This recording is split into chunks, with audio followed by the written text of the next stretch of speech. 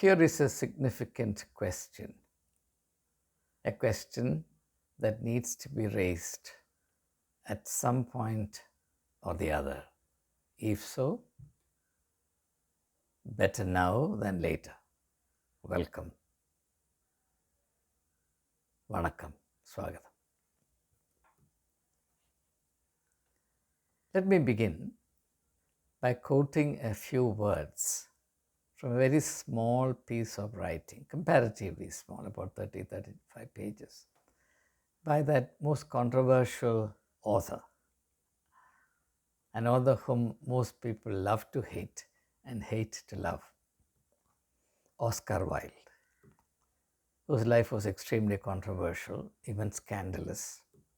But that does not prevent us from taking note of the relevance of some of the statements that he has made, because there is no point in being prejudiced.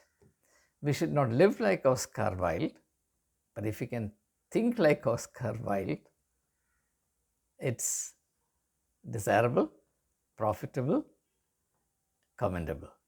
Now let me read a few words from this tiny volume called De Profundis, D-E Profundis, P-R-O-F-U-N-D-I-S. You can easily download it from the net and read. And I'm going to read a sentence, maybe two sentences from that book, because it's very relevant to the theme I want to think together with you. Oscar Wilde in that book writes, most people are other people. Please pay heed to what he's saying. Most people are other people. In other words, they don't dare to lead an authentic existence. This is a theme very amply developed by Arthur Schopenhauer also, among others. In fact, Karl Jaspers deals with it. Soren Kierkegaard deals with it.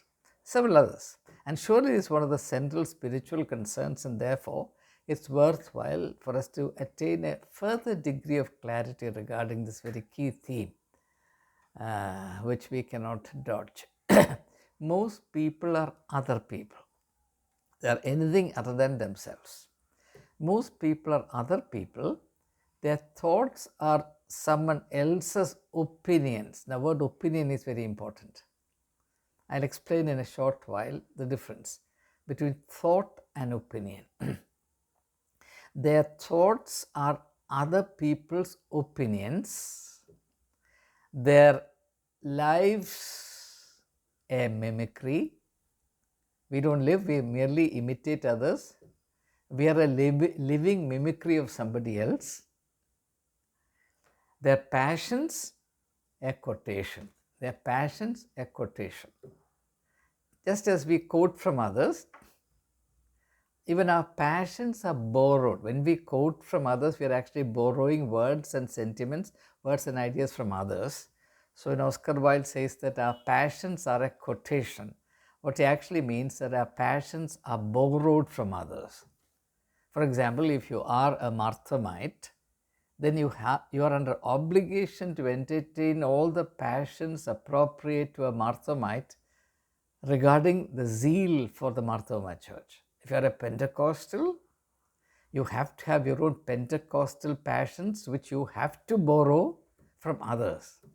You cannot have your own passions. If you have, then you are out. Then you become a heretic. By the way, the word heretic is a word of Latin origin. Its root is heresis, which actually means I choose. If I think and choose for myself, then I become a heretic. It is for this reason that Bertrand Russell, in one of his books, said that in the end, if faith is to survive, it will survive only among heretics. I don't want to go further into that line of thought introduced by Bertrand Russell. Let's stay focused on this. The universal failure to lead an authentic life. How we waste the greatest treasure we have, which is in fact the only worthwhile treasure, namely our own life, our own individuality, our own personality, our own uniqueness, the beauty of our life, the possibilities of our life, all that is wasted, all that is allowed to go waste. And we live like everybody else, catching up with the Joneses, as it were, or living like Tom, Dick, and Harry. And silently abjuring or abandoning the uniqueness of one's personality with all the implications thereof. And on a previous occasion, I quoted these very famous lines by Robert Frost, taken from a poem titled Stopping by the Woods on a Snowy Evening, where he says, I shall be telling this with a sigh. Somewhere ages and ages hence, two roads diverged in a wood, and I took the less traveled by, and that has made all the difference. I chose the path of my life. I did not borrow it from others. My life is not a quotation from other people's life. My dreams are not borrowed.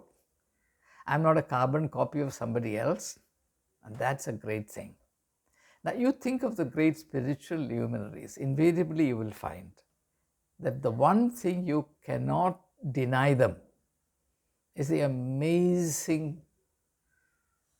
amazingly well-defined and powerful personality, individuality, or personhood that they had. They are like nobody else.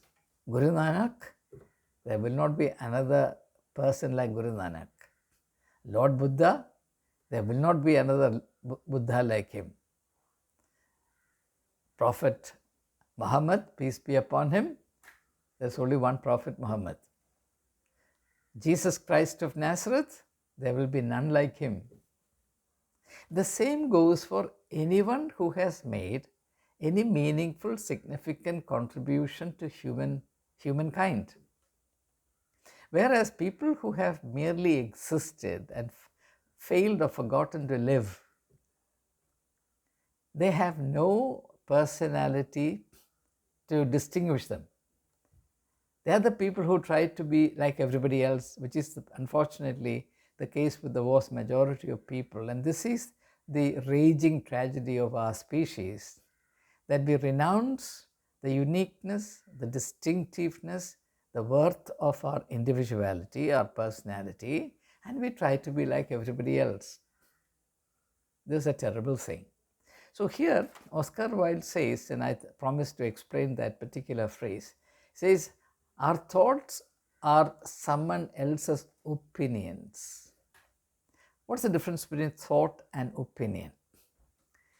Now, if you look at the great change that happened in Europe, the whole outlook of Europe from the 18th century, you will find that Europe gradually abandoned its concern for and commitment to truth and attached itself to a series of opinions. Europe became skeptical of truth, which even now many Indians parrot. Some months ago, I was addressing a group of religious people, Catholics, in Trivandrum. I was surprised to be invited to address them because they were all very high up people on the religious hierarchy. So after I concluded my address, a senior, apparently highly educated Catholic priest got up and said, "Oh, you talk about truth. What is truth? We don't believe that there is truth. Truth is highly subjective. There is nothing called objective truth. And if you talk about objective truth, you will become intolerant and you will persecute the opinion of others." And of course, I could immediately place the context from which he was speaking. He was not speaking his own convictions. Like Oscar Wilde was saying, our thoughts are someone else's opinions. He heard it from somebody. He read it certain books. There are many books that advocate this. And maintains the position with great conviction that harboring a commitment to truth is a mistake and can cause a lot of disruption. So don't talk about truth. The only thing that is real is opinion. I have an opinion, you have an opinion. Your opinion is good for you, my opinion is good for me. So there can be no meeting ground. Now, what many people don't realize is if it's only a matter of your opinion against my opinion, there can be no conversation, there can be no dialogue, there can be no debate, because you hold on to your opinion, I hold on to my opinion. And if at all we come face to face with each other, it will be a clash of words without any resolution possible. Each will be stuck in his own little position, and there will be no willingness to open up and discover the truth together. So it is not that truth doesn't exist at all. It is that we have concluded that it's an inconvenience and an avoidable burden to have to abide by the discipline of truth. What I don't understand is the Christians who believe that Jesus is the truth also advocates very, very confidently that there is no truth. In which case, the only honest thing to do is to renounce one's Christianity and to become a free thinker, which again means you become a slave to this particular fashion called free thinking. I'm not again thinking, as you know, in fact, my lifetime's mission was to promote, and still is to promote, a culture of thinking rationally, freely, objectively, so that truth can be sought, found, and celebrated. My thinking is based on the absolute conviction that there is something called truth, and that truth needs to be sought and found. And in order to seek the truth, one must have an open mind. You cannot seek the truth with your mind and your eyes shut. And keeping your eyes and minds open means willingness to welcome changes that are necessary. It's only when people become completely closed or opposed to changing their own positions, modifying their own positions, they embrace the dogmatic position that there is no truth. Because if life is a matter only of opinions, then I can hold on to my opinion, you can hold on to your opinion, and there is no need for anyone to change. Whereas Jesus would say, you have to change. I've come to set the captives free.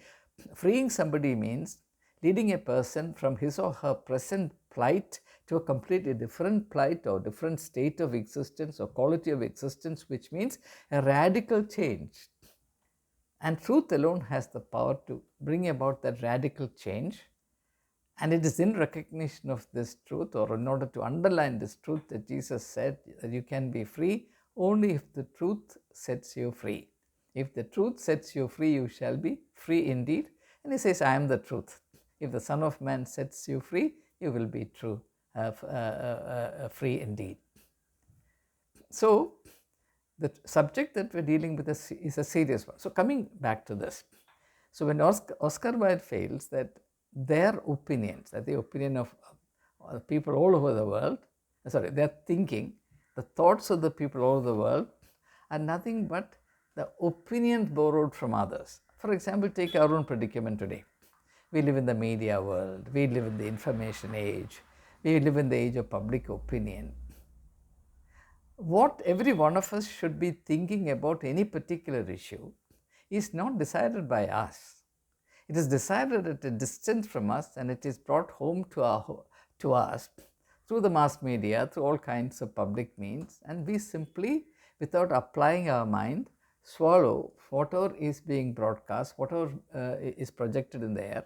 And when we go around pretending as though these are our thoughts, we have no thoughts, we have zero thoughts. We have only imbibed opinions. And therefore, Oscar Wilde is underlining an important contemporary reality that we need to be aware of, namely that all of us are leading what the existential philosophers like Jean-Paul Sartre and particularly Albert Camus, A-L-B-E-R-T, Albert Camus, C-A-M-U-S, they denote as inauthentic existence. In fact, I should also mention Soren Kierkegaard in this context, because he too was deeply concerned about this.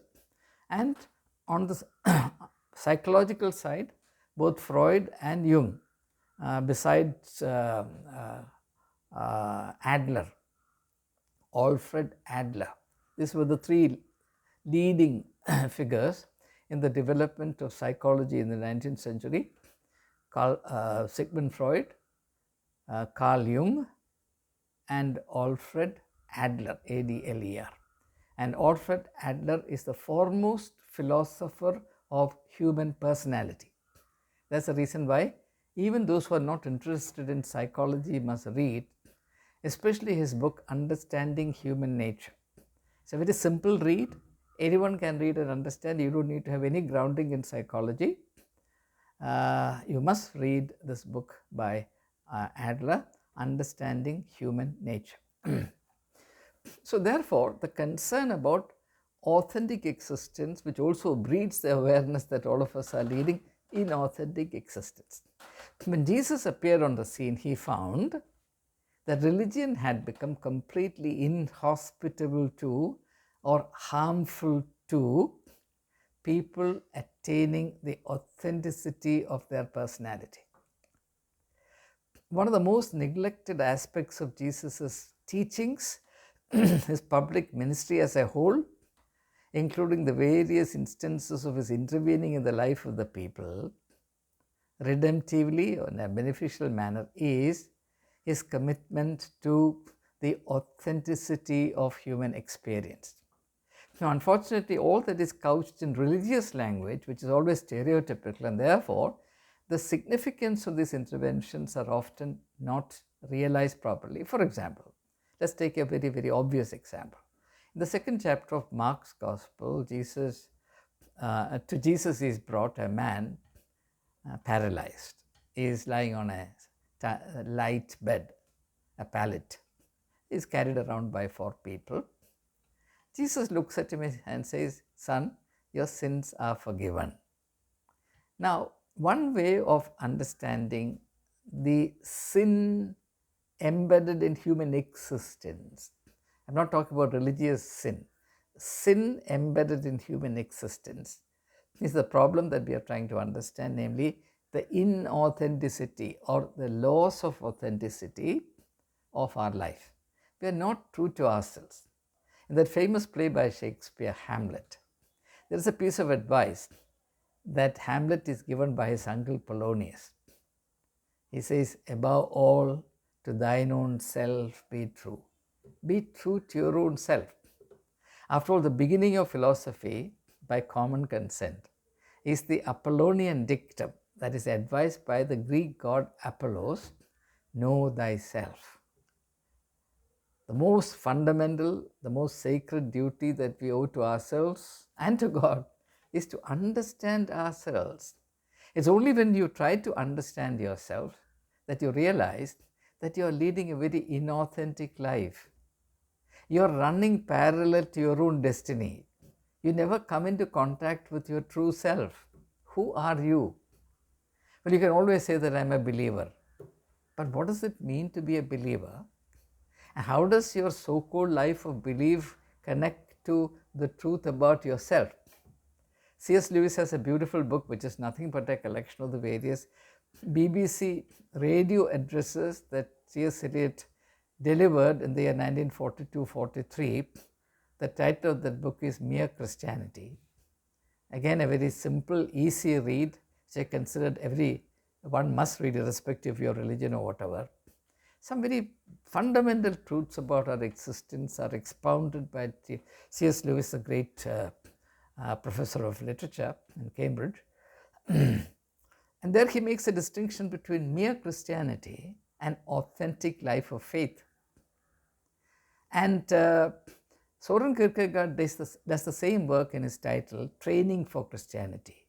Training for Christianity, where his fundamental thesis is that people who consider themselves to be Christians have really nothing to do with the truth of the way of Jesus Christ.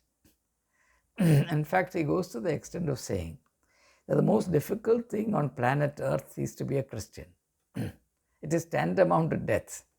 There he says, you run away from Jesus, run away from this way of life, because it is simply unbearable. You can only despair of this impossible ideal. I'm quoting his words.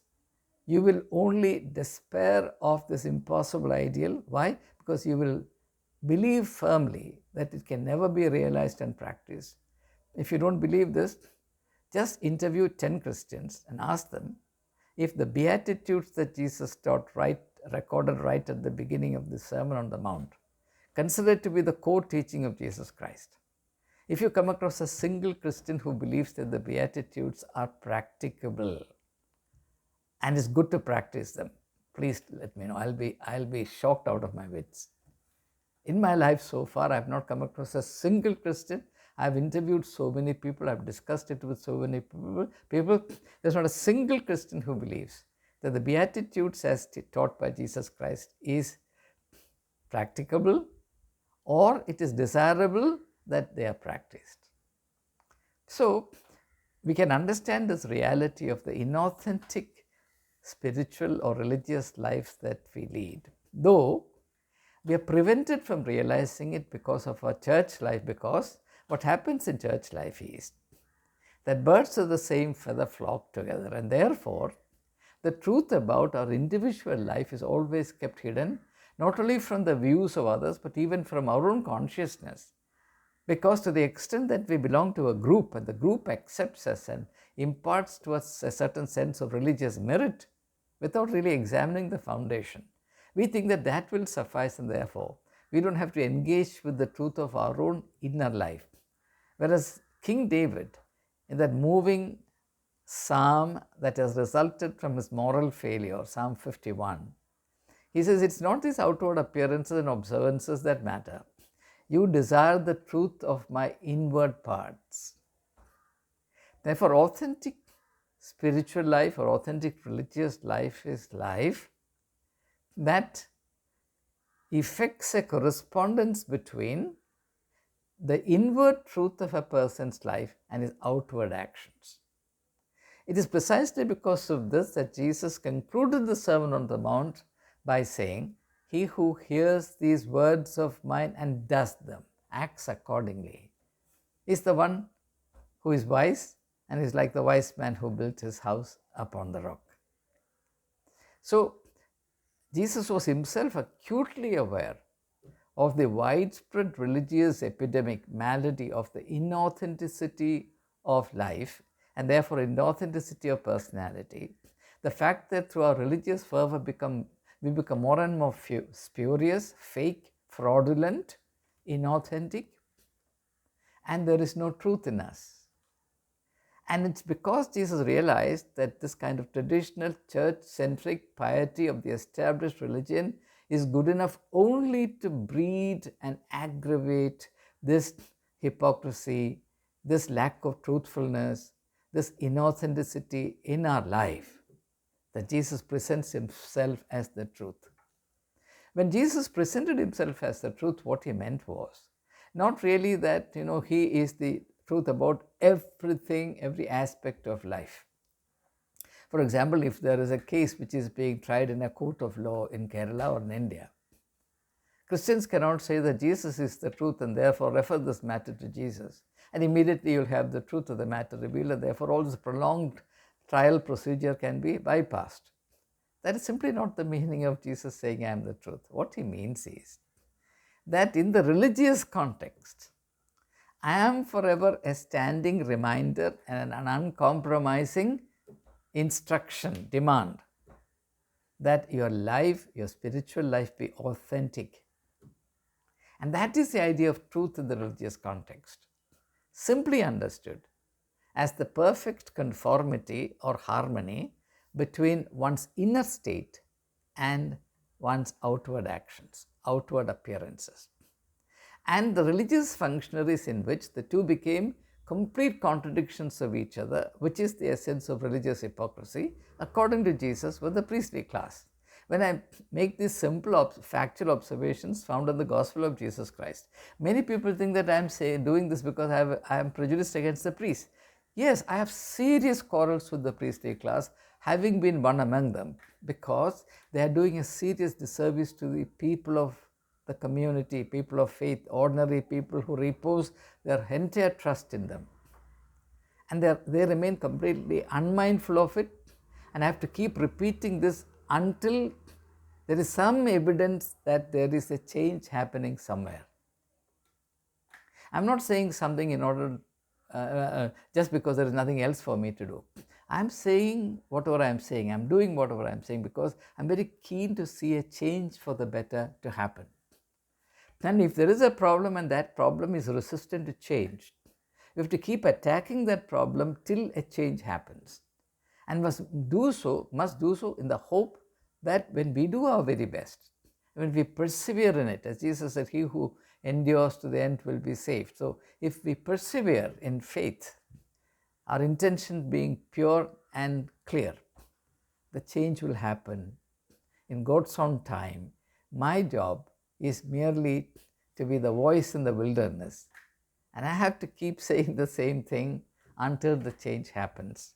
It's for this reason that I bring up this theme time and again, and also because this concern was right at the heart of all that Jesus taught and did.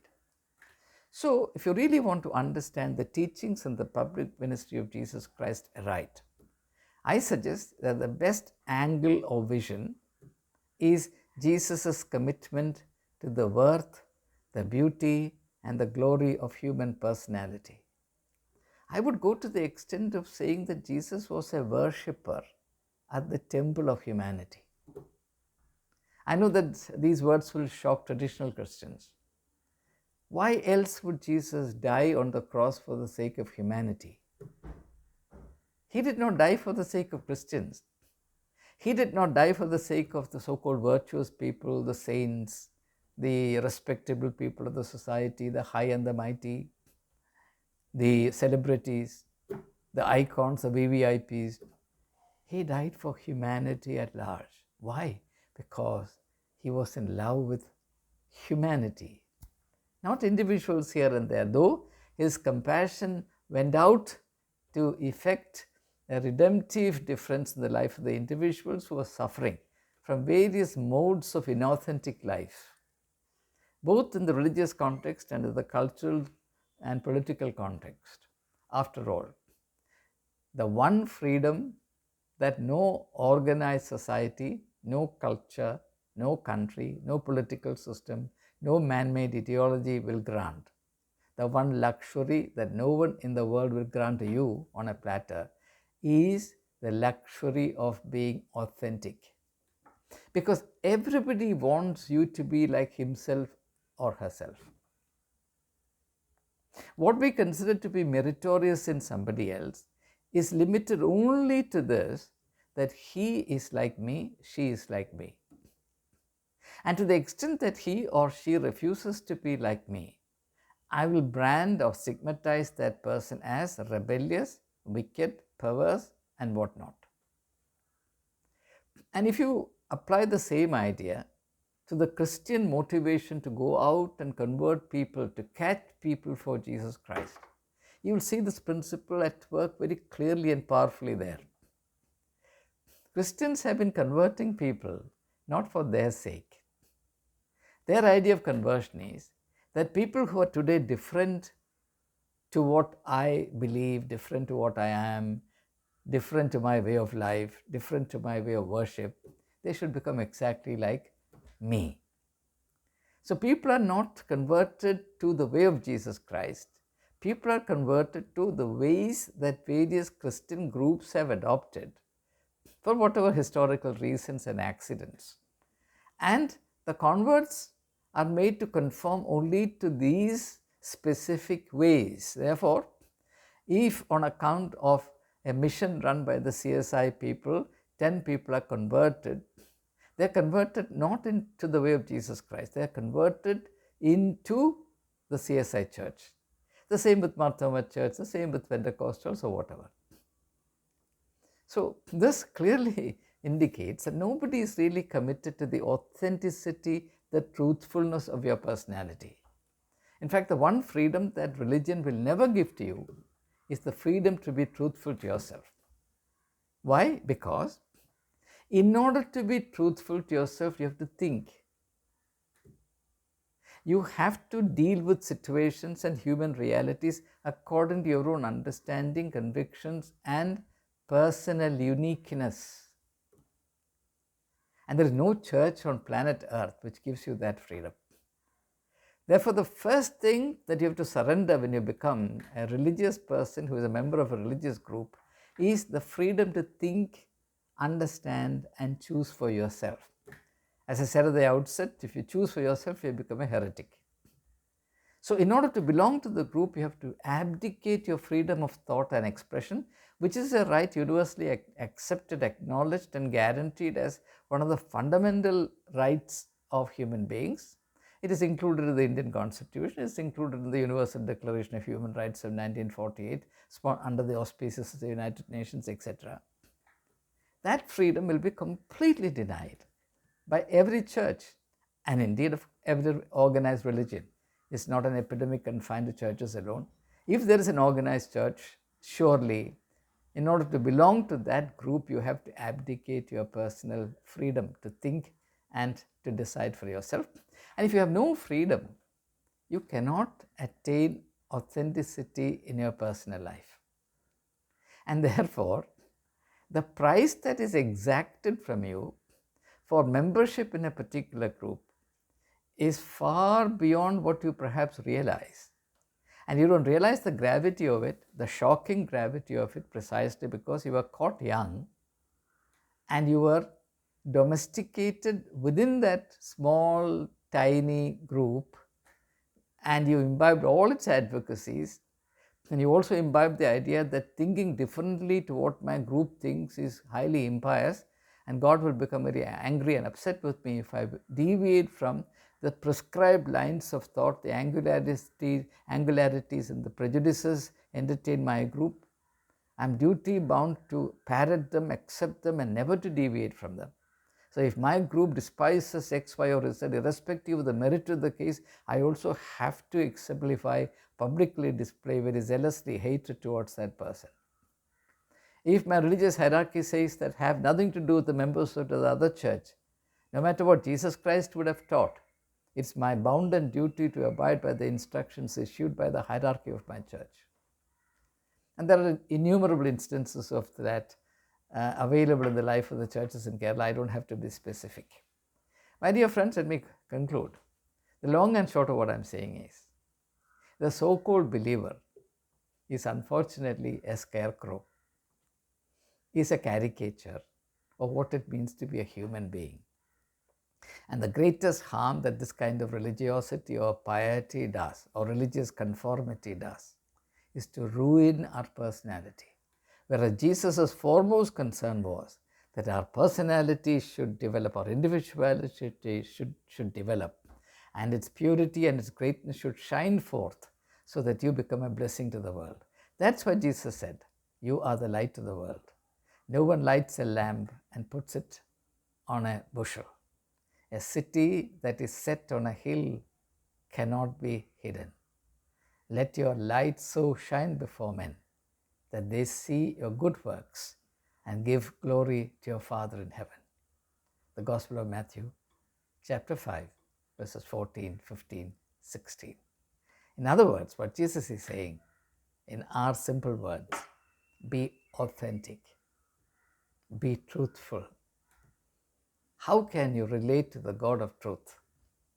Through a life of hypocrisy, a life of inauthenticity, a life which is completely devoid of the freedom to be fully yourself, freedom to understand, freedom to examine, freedom to consider, freedom to choose, freedom to act according to one's convictions, a life of abject and slavish conformity, which is mistaken for a life of faith, which is anything but faith. So it's highly important, and particularly I address this message to the youth of India, irrespective of the religions to which they belong. For God's sake, please protect the authenticity, the beauty and integrity, the power of your personality, because there is nothing that can take its place. The greatest duty we owe to ourselves is to develop ourselves to the uttermost, but develop ourselves not according to the shallow and narrow ways of the world or assumptions and stereotypes of the world. To develop ourselves according to a larger awareness which exceeds the awareness available on the horizontal plane of existence. And that's where God awareness is an important ingredient in the recipe for personality development. They are convinced that at the end of the day, personality is a spiritual concept. It's only when the spiritual foundation of our personality formation is strengthened and clearly defined that we attain the fullness of our possibility. It is this that Jesus prescribes as the goal of spiritual life. That's why he said, I have come that they may have life and life in all its fullness. I can actually rephrase it and say, I have come that they may have life and life in all its authenticity. Thank you. Have a wonderful day.